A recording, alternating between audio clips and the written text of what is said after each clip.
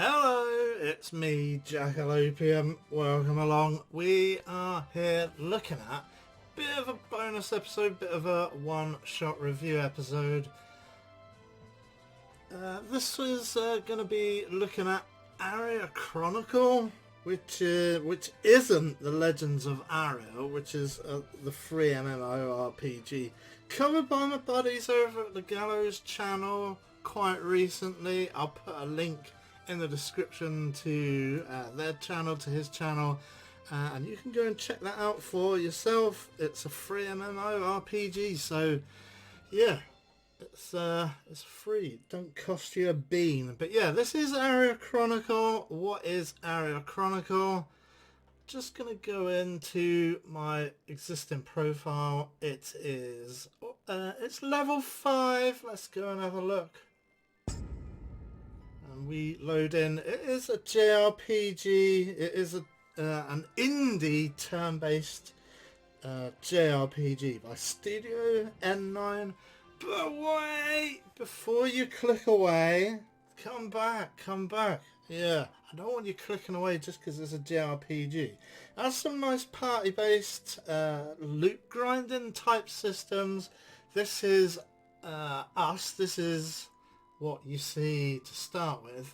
Your town has some leveling up to be done as well, so you have to keep feeding money into upgrade. I have no idea what this does, apart from it leads us to have extra stamina. This is the village hall. This is quite kind of a rudimentary screen. It is literally just one static screen, and you just upgrade it through the menu system. Most importantly, I think, is the smithy. Still working on the next upgrade for that. Need some more iron ore before I can do the leveling up there. But what's more interesting is our party. We have a maximum of 5 people. And we go into edit it like this. It is kind of reminiscent of Darkest Dungeon. A lot of people are making that reference in the Steam reviews. They're saying it's kind of like a JRPG version of Darkest Dungeon. So if you enjoy Darkest Dungeon, you might enjoy Aria Chronicles.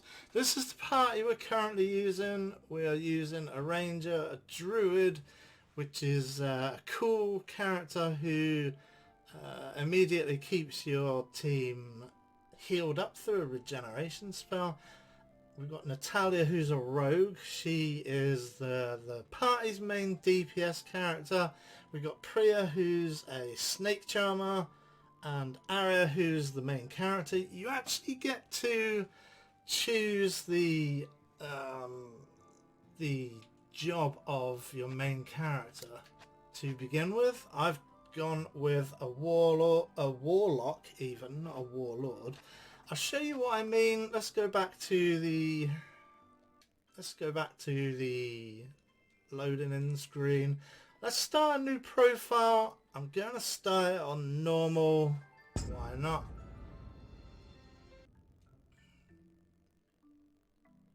So you'd start with some kind of preamble where we meet Aria and we meet Tila, who's her friend.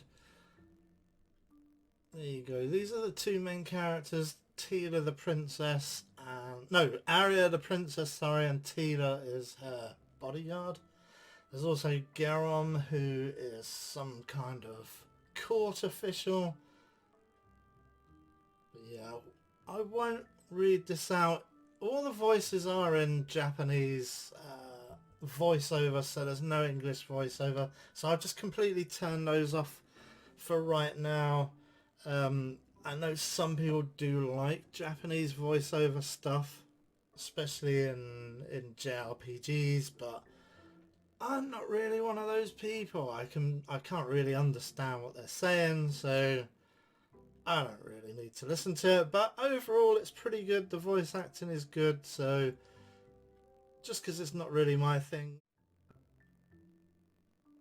So I'm just going to skip through all of this conversation. You can read it to your heart's content. This is the just the basic tutorial stuff and the story summation. Again, you can read the stuff that's on the screen. Things are controlled through your kind of direction controls, and you do need to keep the buttons depressed to perform a task. It's pretty good, I guess. Just gonna skip through all of this again. La la la. So there you go. This is it. You choose a job for Aria, and you get to choose. There are more unlockable classes than this, but she can't turn into those unlockable classes, unfortunately. And she can respec at quite a late level, I believe. I think it's around level 14, 13 or 14, something like that.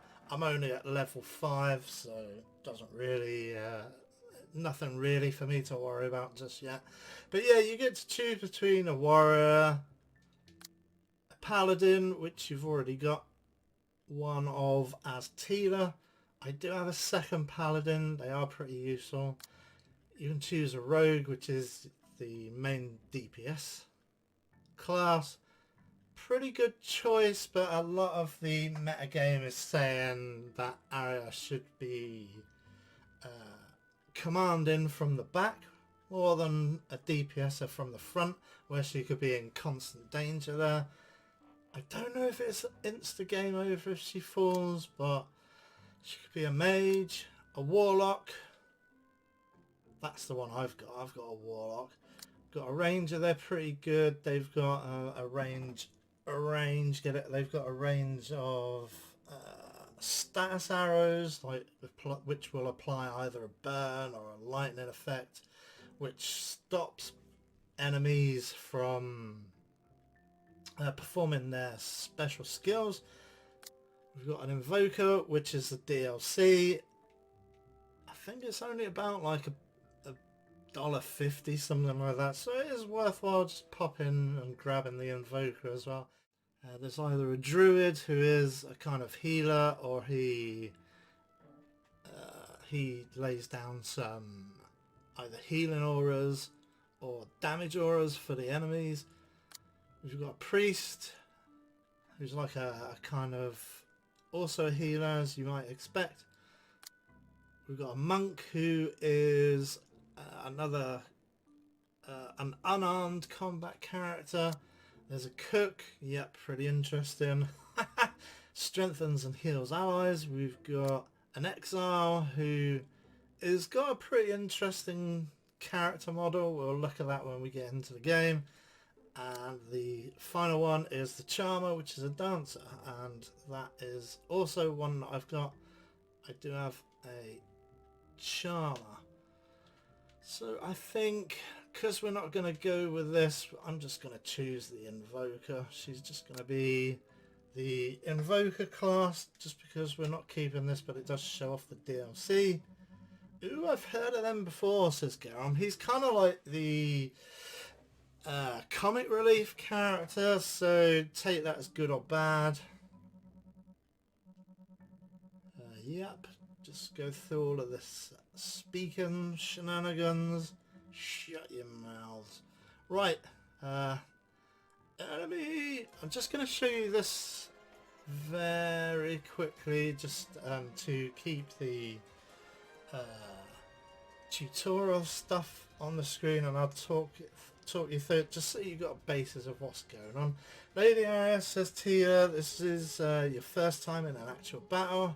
Yes, says Aria, I was always practicing on scarecrows.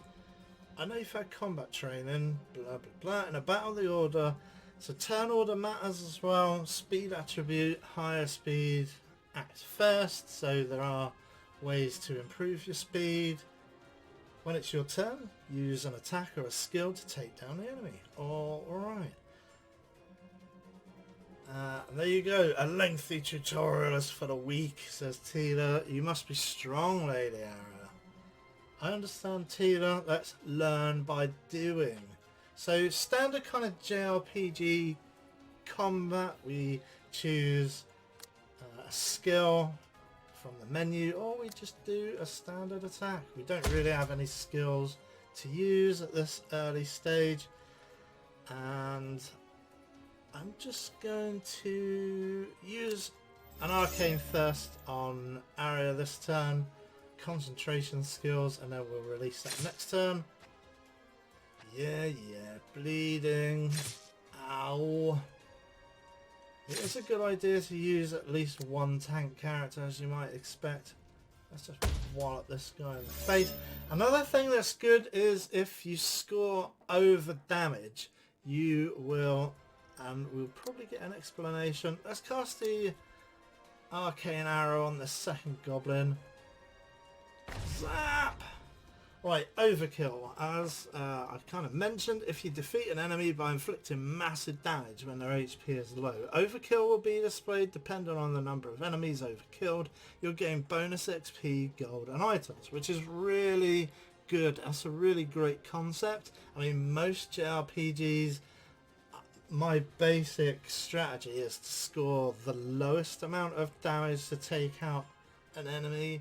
So that's turning JRPG kind of combat on its head, and I think that's a really great addition to the combat mechanics. If you can defeat an enemy in one shot, you'll also be awarded a one-shot kill. Depending on your one-shot kill count, you'll gain bonus XP, gold and items as previously. Awesome. Yeah, because I mean, I always wonder what happens to the extra damage that's given against an enemy. It's not the first RPG or JRPG to concern itself with that kind of combat mechanic, but I can't think of any off the top of my head. But maybe you can think of some. I'm going to pop into my own profile. Let's go out, we'll embark on an expedition. And we'll go to, I've only unlocked 2 regions so far. Still got loads of work to do, even in the first 2. But let's head out into the Dust Canyon. So, it's kind of like a kind of dungeon delving, or a kind of, what are they called? Like a roguelite game or a roguelike game. Whatever you want to call them. So that's where the kind of comparisons to more Western style games and game genres comes in. Because we got a thief, we don't need a key to unlock the cage. Wow, we do have a big battle though. So we're going to skills with our first guy, the rogue. This is our damage dealer. So we get 3 actions. Most characters get 3 actions at the start of their turn. So we can either envenom our blades or poison our blades. There you go. We've envenomed. Yeah, I can't even say it, but you can read it. I think then we're going to go back in and cast the Fan of Knives because we have bleeding knives. So let's cast our bleed on the back roller. So with the druid, I think we're going to go in and cast let's cast Entangle on the front row. That will make sure that they're stunned. Yay, they both failed the stun checks and became stunned. So yeah, this is the ranger. We can go in, we can use our free action to make either a fire arrow, an ice arrow or a lightning arrow. The lightning arrow stops the enemies from using their skills. I am also going to go back in and cast Rain of Arrows. That should wipe out the back row. So this is the Warlock. So I think we're going to put Necrosis onto this first pig guy. That was a good roll. that kind of weakens, it applies negative statuses to the target. And now I'm going to do a dark wave just onto the pig guys, so they're weakened and sullied and all sorts. So with the last guy, Priya the Charmer, we will... this is pretty good. I only just opened up this skill, Nutcracker. This is one where she pretty much needs somebody in the nuts. If they've already been weakened, she'll do a vast amount of damage. Watch this. Wallop! So yeah, we've knocked him out. I've seen that up to 75 or 105 or anything. It's like massive amounts of... There you go. Back row pretty much wiped out by the guy's arrows. I think what we need to do now is... So we've got a bleed on the pig. I think I'm going to just take out this rear row guy with my druid, just because they are not really a combat class. I think for skills we're going to go in and cast a penetrative fire. He is quite heavily armoured, this enemy. There you go, he's down to 1 HP, and I'm just going to save a bit of energy. There you go, we got 20 XP and a bunch of tat. You will get a load of gubbins like that. We can see on the map where the treasure chests are, which is handy. Oh, there's another fight. Didn't get to heal up in between. Oh, I didn't really have too much damage going on. Oh, this might change things though. There is permadeath, and one of my characters has carked it. It's pretty easy to resurrect them again, so nobody's ever really gone, as Meister Klasser might say. I think we're going to envenom our blade again. Then we are going to knife fan this back row again. Great, only one of them got it. We're just going to heal up. Do it, do it, do it. Okay, let's grab lightning arrow. I think what I am going to do, however, is just fire at this guy so that he can't get off any special skills on us. He can just do a bog standard attack. Let's cast... Oh no, not the dark wave just yet. Let's cast Necrosis first off with our free attack. That should make him weak, and then we will cast some dark wave, which is some like nice hip music there, some nice hipster music. Some nice 80s synth wave or something like that. And I think what we are going to do is send out one of our snakes to take care of this guy.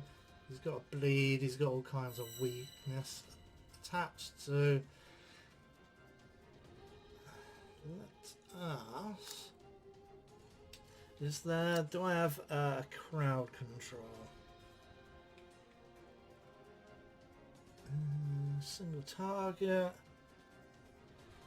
We've got one line. That is not what it says it is. It isn't a line at all.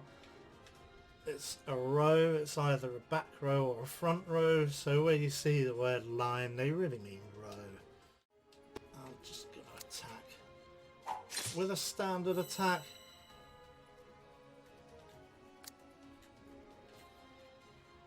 I'm going to entangle him as well, just so he can't attack us. Take out the other guy. See, we got an overkill there. So that should be a couple of extra XPs. I think we are just going to cast a dark arrow. She does have some more skills where she utilizes negatives and debuffs and things like that. But I've not made them into part of my general routine.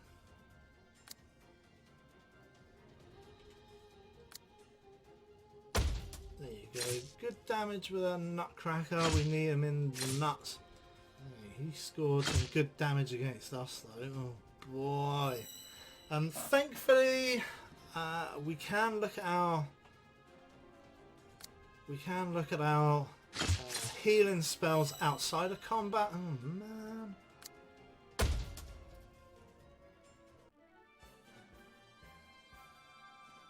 There you go. We got a couple of extra XP there too. It was. So I mean, you don't have to if you don't want to go for those, but it's just something that's really there. And then to heal up outside, it's left trigger to choose a hero.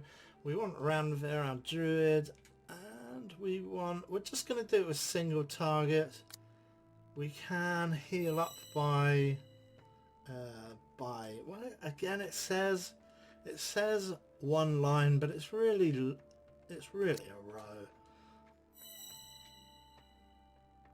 So let's go north and let's crack this first treasure chest again. Because we've got a thief, we don't really need keys. Ugh. So yeah, a load of old cods. We got some rope, which is a quest item. Not really too sure about that. We'll go north and grab this other treasure chest. Maybe we'll get some more bleeds. Nope. We've just got a bunch of random junk.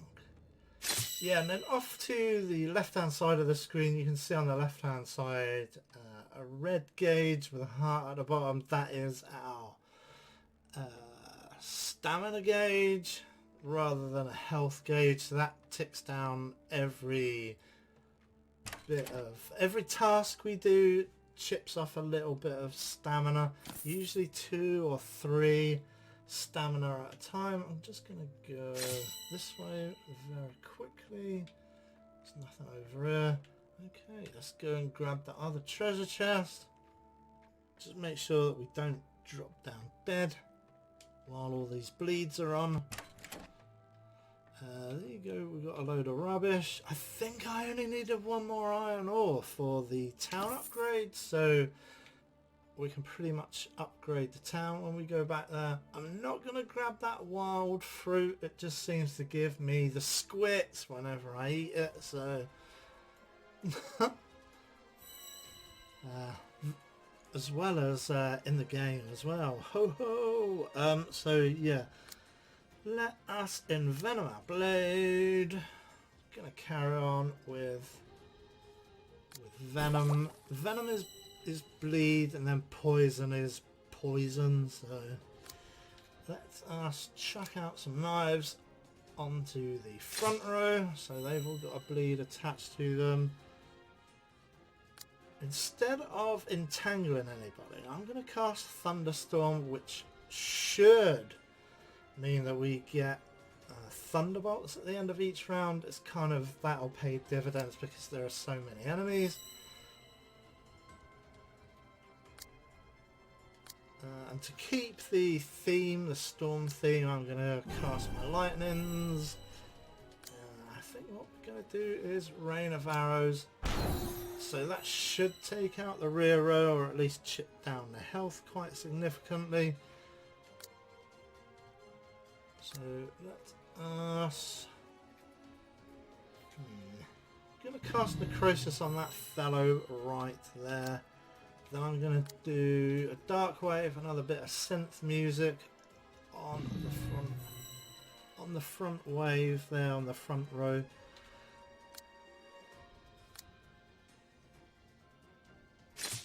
There we go, that's got rid of another one. Ooh, off he goes. So they get to attack, unfortunately, before the arrows. Oh no! Because that lightning killed off the front fellow, the rear row moved forward, and therefore our arrows missed because it was only aimed at the rear rank. that is an attack which only targets the rear rank. I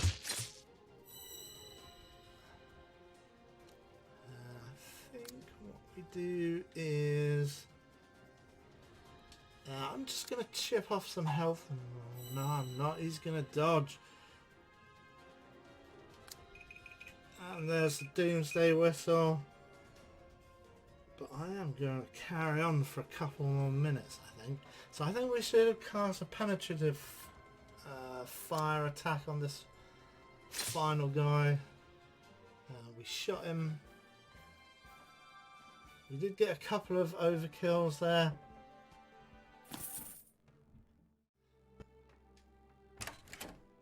And there is a mimic. Right, so I'm going to sign off very quickly while this mimic, or while we take care of this mimic.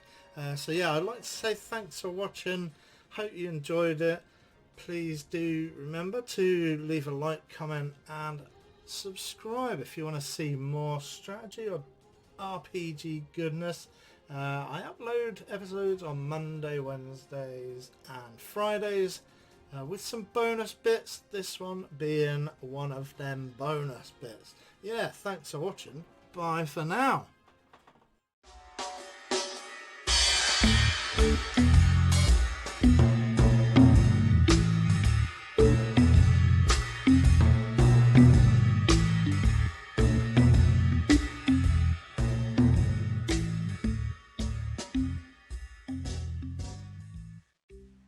Ah, yes. How very interesting.